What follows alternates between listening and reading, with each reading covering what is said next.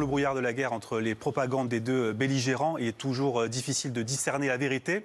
Et il ne faut pas compter sur les médias d'État russes pour démêler le vrai du faux.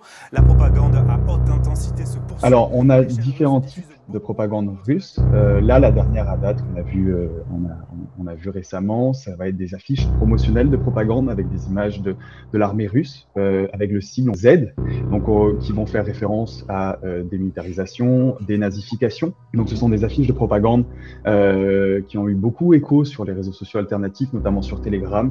Après, on retrouve différents en fait formats que l'armée ukrainienne utilise également pour justement montrer que soit le pays en question est en difficulté ou pour justifier vraiment l'intervention de maintien de la paix que prône Vladimir Poutine en Ukraine.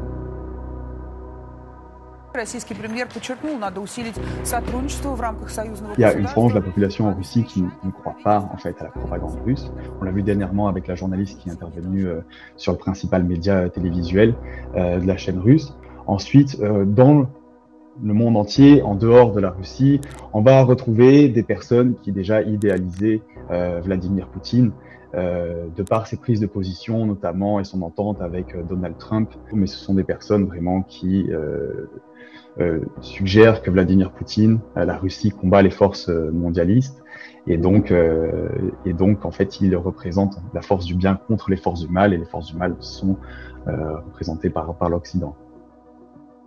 Le principal danger discours de la désinformation et de la propagande russe, c'est le fait que les personnes vont se retrouver dans un océan d'informations.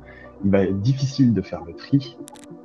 Il va être difficile pour certaines personnes de prendre du recul et donc l'information va être instantanée et la personne va partager peut-être du contenu qui va être totalement biaisé.